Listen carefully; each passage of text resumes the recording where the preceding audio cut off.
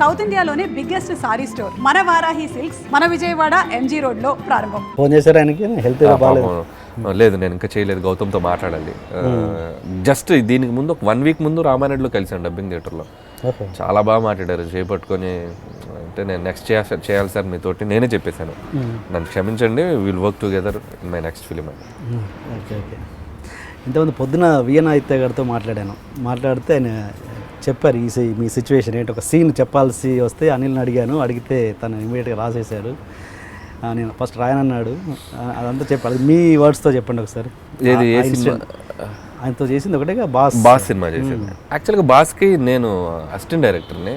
అదే assistant director దానికి ఒక సీన్ రాయమంటే ఏదో మాలి గారి సీన్. యాక్చువల్గా బలభద్ర పాత్ర రమణి గారని ఒక స్క్రీన్ ప్లే రైటర్ ఉండేవారు. ఆవిడ ఆ సినిమాకి స్క్రీన్ ప్లే వర్క్ చేశారు. నేనేంటంటే అరుణ్ ప్రసాద్ గారు మా బాబాయ్, director Arun Prasad. So Gautam SSC నుంచి ఆయన నన్ను ఎంకరేజ్ చేసేవాళ్ళు. ఆ తర్వాత బాస్కి వెళ్ళాక నాకు ఏదో రాద్దాం పీకుదాం అని బాగా సరదాగా ఉండేది. ఓకే. అయితే సరే ఆదిత్య గారి దగ్గరికి వెళ్ళి అడగలేము సార్, నేను ఒక సీన్ దానికి డైలాగ్ రైటర్స్ చాలామంది ఉన్నారు. సో మనం లాస్ట్ బట్ 1 అసిస్టెంట్ డైరెక్టర్ నేను. సో మనలో ఏముండి బిలీవ్ చేసి మనకి ఇస్తారు అవకాశం అని చెప్పి నేను అడగడానికి కూడా ధైర్యం చాలా. సో అడగల. సరే ఊరికే మనమైతే ఈ సీన్ ఎలా రాస్తామని చెప్పి ఒక 2-3 సీన్లు రాశాను. రాస్తే రమణి గారు చూశారు ఒక సీన్. చూసి ఆదిత్య గారికి రిఫర్ చేశారు. చేస్తే ఒక బిట్ సీన్ రాశాను నేను. ఆయన చూసి అసలు విపరీతంగా నవ్వేశాడు. ఆదిత్య గారు నవ్వితే అసలు ఆగడు, బ్లాస్ట్ అయిపోతాడు ఆయన. సో ఒక 5-6 పంచులకి అయితే విపరీతంగా నవ్వాడు ఆయన. నవ్వి ట్రాక్ ఎక్స్టెండ్ చేయన్నాడు. చేస్తే ఒక 3 సీన్లు ఏవో రాశాను నేను. అఫీషియల్గా పెన్ను పెట్టి నేను రాసిన మా డైలాగుల్ని షార్ట్ చేసిన డైరెక్టర్ ఆదిత్య గారు ఫస్ట్ టైం. సో అఫీషియల్గా నేను పెన్ను పెట్టింది ఆ సినిమాలో. బాస్ ఫస్ట్ రాయనన్నారంటే కదా, నేను రాయను మళ్ళీ తేడా కొట్టితే బాగుండదు, అది ఒకటి భయపడ్డాను. అంటే సినిమా నేనేదో సరదాగా రాశానండి, రేపు పొద్దున్న సినిమాలో మీకు అది సింక్ అవుద్దో లేదో, అది ఒకవేళ వర్కౌట్ అవుద్దో లేదో అని చిన్న భయపడ్డా. ఎందుకు నేను వాళ్ళదాన్ని ఇప్పుడు నేను బేసిక్గా నేను ఇదనుకోండి ఆ బ్లేమ్ తీసుకోవడానికి రెడీ, ఎవరిదో అది, నేను అనవసరంగా ఏదో పెట్టి అది ఏదైనా స్పాయిల్ ఇద్దాం అని చిన్న భయపడ్డాను నేను. అంతకుమించి అంతేగాని నేను మనం అప్పటికే ఏం కాదు కదా. సో అంతేగాని రాయకపోవడానికి రీజన్ అది. ఎప్పుడైనా మీరు రైటర్గా ఉన్నప్పుడు మీరు రాసిన ఒక సీన్ డైరెక్టర్ మేకింగ్ వల్ల కిల్ అయిపోయిన సందర్భము, మీరు అది చూసి తట్టుకోలేక నేను ఏం రాశాను ఇది ఏం తీస్తున్నాడు అనే ఫీల్ ఎప్పుడైనా మీకు వచ్చిందా? నేను ఎప్పుడు ఫేస్ చేయలేదండి అది. బేసిక్గా ఏంటంటే మనకు ఒక జడ్జిమెంట్ ఉంటుంది. సో నేను ఎప్పుడు ఒకటి బిలీవ్ చేస్తాను, రైటర్గా ఉంటే రైటర్గా ఉండాలి, డైరెక్టర్గా ఉంటే డైరెక్టర్గా ఉండాలి. రైటర్ డైరెక్టర్గా ఉండకూడదు. ఓకే. ఉంటే స్పాయిల్ అయిపోద్ది. ఏదో ఒకరి జడ్జిమెంట్ మీద వెళ్ళిపోవాలి. సో నేను రైటర్గా ఉన్నాను, నేను ఆ డైరెక్టర్ని బిలీవ్ చేసి వెళ్ళాను. సో మ్యాక్సిమం ఏదన్నా ఉంటే ఒక ఎడ్జ్కి ఫైట్ చేస్తా. సో ఇది ఉంటే బాగుంటుంది సార్, ఇది ఉంటే బాగుంటుంది సార్, ప్రెషర్ చేయను. ఓకే. ఏమో ఆయనదే రైట్ అవ్వచ్చేమో, రేపు పొద్దున్న నేను చెప్పింది రాంగ్ వచ్చేమో. సో డైరెక్టర్గా ఇంకొక విషయం నేను ఏం బిలీవ్ చేస్తానంటే, ఒక సినిమా సక్సెస్కి ఫెయిల్యూర్కి కేర్ ఆఫ్ అడ్రస్ డైరెక్టర్. రేపు ఆ సినిమా పోతే రైటర్కి ఇంకో 4 సినిమాలు రాసుకోవచ్చు, బట్ డైరెక్టర్కి ఆ సినిమానే లాస్ట్. ఆ సినిమా పోయినా అన్నా ఆ డైరెక్టరే బ్లేమే తీసుకోవాలి. సో కాబట్టి నేను చేసే ఒక దీనివల్ల అతని కెరీర్ నేను రిస్క్లో పడేయకూడదు. మేబీ నాది రైట్ ఉండొచ్చు, అతని రాంగ్ ఉండొచ్చు, అతన్నే తీసుకొని ఆ క్రెడిట్. రేపు పొద్దున్న నా వల్ల చూసావా నువ్వు చెప్పిన సీన్ నేను తీయడం వల్ల ఇది పోయింది, లేకపోతే నువ్వు చెప్పింది నేను నమ్మి చేయడం వల్ల ఇది పోయింది అని చెప్పి దీన్ని మనం ఎప్పుడు రైటర్గా ఇన్సిస్ట్ చేయకూడదని నమ్ముతాను నేను పనిచేసిన ఏ డైరెక్టర్తో కూడా ఆ డైరెక్టర్కి ఏం కావాలో ట్రై చేస్తాను. దాంట్లో ఏది ఎంతవరకు బాగుంటుందో బ్యాలెన్స్ చేయగలం అది నేను ట్రై చేస్తాను. సో నేను రైటర్గా ఉన్న అన్ని సినిమాలకి నేను అలాగే వర్క్ చేశాను. ఇన్ఫ్యాక్ట్ నేను డైరెక్టర్గా అయ్యాక కూడా వన్స్ స్పాట్కి వెళ్ళే ముందు వరకే రైటర్ని. అక్కడికి వెళ్తే స్పాట్కి వెళ్తే నిర్దాక్షిణ్యంగా ఆ సీన్ లెంత్లు ఉన్నా తీసేయాలన్నా పంచులు మార్చాలన్నా యాజ్ ఎ డైరెక్టర్గా నేను ఆ లిబర్టీ తీసుకుని వెళ్ళిపోతాను. Okay okay okay okay. అంటే మీరు రాసింది ఓకే, వాళ్ళ ఇష్టం తగ్గట్టు తీయండి అన్న మీ ఉద్దేశం మంచిదే, ఓకే. బట్ ఎంత తీసినా ఆ సినిమా హిట్ ఫ్లాప్తో సంబంధం లేకుండా మీకంటే ఒక టేస్ట్ ఉంటుంది, అరే ఇది ఇంకా ఇలా తీసుంటే బాగుండేది అని మీ మనసుకు అయితే ఒకటి అనిపిస్తుంటుంది. అలా ఎప్పుడైనా అనిపించిందా అని అంటున్నాను నేను. నేను హ్యాపీగా అనే సినిమా చేశాను వరుణ్ సందేశ్తో. సో బేసిక్గా దానికి తమిళ్ డైరెక్టర్ శరణ్ అని చేశాడు. Okay okay. సో మేబీ బేసిక్గా అతను తమిళ్ డైరెక్టర్ అవటం వల్ల నేను దాంట్లో కొంచెం కామెడీ టైమింగ్ ఒక టైప్ రాశాను.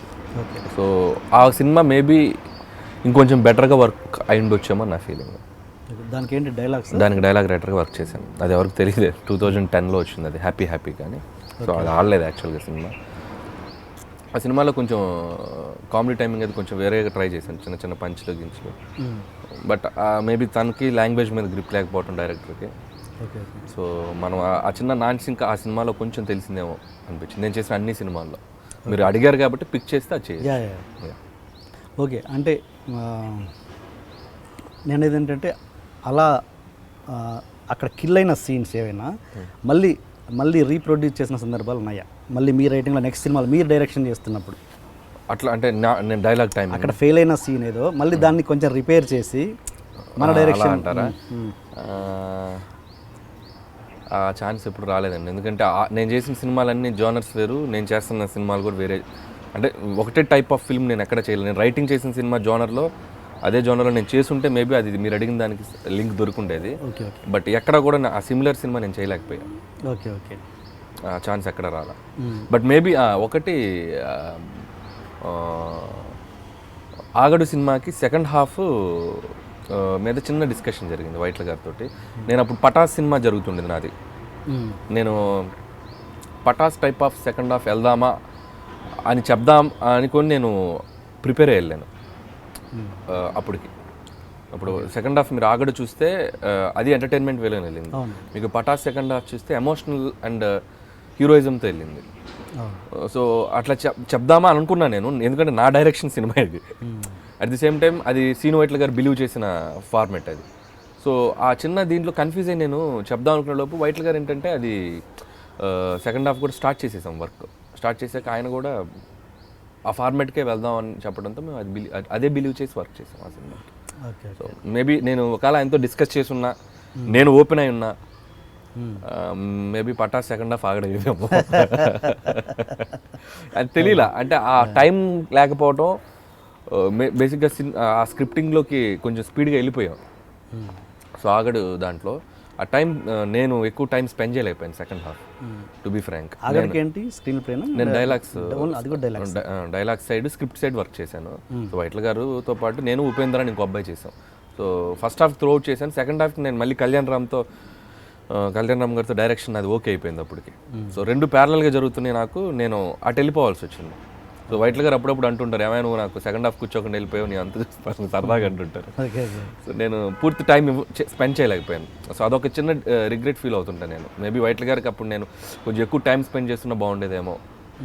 యాజ్ ఎ రైటర్గా నేను ఆ సినిమాకి ఫుల్ ఫ్లెడ్జ్డ్గా సెకండ్ హాఫ్కి ఎక్కువ టైం స్పెండ్ చేయలేకపోయాను. అది నేను అనేది అదే ఏంటంటే ఇప్పుడు మామూలుగా ఒక రైటర్గా మీరు ఫుల్ ఎఫర్ట్ పెడతారు ఏదైనా సినిమాకి, మీరు డైరెక్షన్ చేయని దానికి చేస్తున్నప్పుడు మీకు దాని ఒక నమ్మకం ఉంటుంది, ఈ సినిమా బాగుంటుంది ఏదో ఒక ఒపీనియన్ ఉంటుంది కదా. అది ఎందుకు అంటే అది మీరు రాసిందే, ఇప్పుడు మీరు డైరెక్షన్ చేస్తుంది కూడా మీరు రాసిందే. ఎక్కడ తేడా కొట్టి అవి ఫెయిల్ అయినాయి అనుకుంటారు కొన్ని సినిమాలు మీరు చేసినవి రైటర్గా? అంటే రైటర్గా ఉన్నప్పుడు మీకు ఒక కాన్ఫిడెన్స్ ఉంటుంది కదా, మీ రచననే కాబట్టి అది మీకు ఒక కాన్ఫిడెన్స్ ఉంటుంది. అక్కడ అనిల్ రావిపూడి తేడా ఏంటి, ఇక్కడ అనిల్ రావిపూడి డైరెక్టర్గా రైటర్గా కన్విక్షన్ అంటే ఇప్పుడు రాసిన సీన్స్ని ఆ డైరెక్టర్ ఎలా తీసుకుంటున్నారు, ఆ డైరెక్టర్ ఎలా ఎగ్జిక్యూట్ చేస్తున్నారు, దాన్ని ఎంతవరకు బిలీవ్ చేస్తున్నారు, అది ఎంతవరకు ఆడియన్స్ వరకు వెళ్తుంది. సో కందిరిగ్ అనే సినిమాకి నేను రైటర్గా వర్క్ చేశాను. సో ఆ సినిమాని నేను బిలీవ్ చేసిన దానికంటే వాసు గారు 100 రెట్లు బిలీవ్ చేశారు. సో అందుకే ఆ సినిమా రిజల్ట్ మీకు చూస్తే ఎక్స్ట్రాడినరీగా ఉంటుంది. సో ఆ టైమింగ్, కామెడీ టైమింగ్, మేము పోటాపోటీగా పంచులు మాట్లాడేవాడిని, నేను ఎక్కువ మాట్లాడేవాడిని, వాసు గారు ఫుల్ ఎంజాయ్ చేసేవాళ్ళు. సో బాగా ఎంకరేజ్ చేశారు వాసు గారు నన్ను. సో అది వర్క్ అయింది. అదే మీరు ఇంకో సినిమాకి వస్తే మసాలా సినిమా, దానికి డైలాగ్స్ రాశాను నేను, మరి అది వర్క్ కాలేదు. దాని యాజ్ ఇట్ ఈజ్ మేము హిందీ దాని ప్రకారం వెళ్ళిపోయాం. మేము దాన్ని ఏదైనా తెలుగు నేటివిటీకి మార్చున్నా, ఇంకొన్ని చేంజెస్ చేసున్నా, ఇప్పుడు రామ్ది చిన్న ఆ యాంగిల్ చేశారు దాంట్లో. సో అట్లా ఏదైనా కొంచెం మేము లిబర్టీ తీసుకొని చేస్తున్నా మేబీ వేరేలా ఉండేదేమో. సో అది రీమేక్ కాబట్టి బోల్ బచ్చన్ యాజ్ ఇట్ ఈజ్ వెళ్ళాం. సో డైలాగ్ టు డైలాగ్ కొన్ని నేను ఇంగ్లీష్ డైలాగ్స్ మాత్రమే ఎక్స్పెరిమెంట్ చేయగలిగాను. నేను వెంకటేష్ గారు మాట్లాడే ఇంగ్లీష్ డైలాగ్స్ మాత్రమే మార్చగలిగాను, మిగతా కొంచెం 80% ఆ కంటెంట్నే ఫాలో అయ్యాను. సో అక్కడ అది చేస్తున్నప్పుడు అండర్ ప్రొడక్షన్లో ఉన్నప్పుడు ఎలా అనిపించేది, ఆ సినిమా మీద కాన్ఫిడెన్స్ నడుస్తుందనే ఉందా? అంటే వెంకటేష్ గారిది ఎంటర్టైన్మెంట్ టైమింగ్, రామ్ది బాగుంటుంది. ఇప్పుడు ఎలా ఉంటుందంటే ఒక స్టేజ్కి వచ్చేసరికి చేసేటప్పుడు నమ్మి చేస్తాం, ఇది ఆడితే బాగుండనే పని చేస్తాం. ఇది ఆడదు అనేది మన జడ్జిమెంట్ అనేది బిగినింగ్లో తెలుస్తుంది, ఆ కథ విన్నప్పుడు, ఆ సినిమా చూసినప్పుడు. లేదంటే ఎండ్ ఆడియన్స్ వచ్చాక తెలుసు, సినిమా మొత్తం చూశాక తెలుస్తుంది. వర్క్ చేసే ప్రాసెస్లో మనకు తెలియదు. కొన్ని సినిమాలు తెలిసిపోతాయి కదా, ఇప్పుడు నడుస్తున్నప్పుడు ఇది పొద్దురా ఏదో ఏదో కానీ చేస్తున్నా మనం బిలీవ్ చేసేస్తాం మనకు తెలియకుండానే. మనం వర్క్ చేయడం స్టార్ట్ చేశాక ఓన్ చేసుకుంటున్నాం. ఇది బతుకుద్దులే, ఇది ఏదైనా వర్క్ అవుద్దులే అని తెలియకుండా మనమే మోసం చేసుకుంటాం మనం. లేకపోతే అందరూ 100% సక్సెస్ రేట్ ఉంటుందిగా, ఎందుకు 100లో 20 హిట్లు 15 హిట్లు ఉంటుంది. సో డెఫినెట్గా మనం ఇది బాగుంటుందని తెలిసాక ఎక్కడో చోట దాన్ని ఓన్ చేసుకొని ఇది బాగుంటుందని నమ్మి అరే భలే ఉంటుందని నమ్మి మనమే ఇది వెళ్ళిపోతాం. మళ్ళీ ఫైనల్గా అరే మనం ఫస్ట్ అనుకున్నాం అదే కరెక్ట్ అనిపిస్తుంది. సో ఆ ప్రాసెస్లో తెలియకుండా బిలీవ్ చేసేస్తాం మనం. అదే అదే యాక్చువల్గా నాకు మసాలా సినిమా సురేష్ బాబు గారు ఫోన్ చేసి నన్ను డైరెక్ట్ చేయమన్నారు. ఆ సినిమా రీమేక్ ఇద్దరు వెంకటేష్ మసాలా ఎవరైనా డైరెక్టర్ మసాలా విజయ్ భాస్కర్ గారు చేశారు.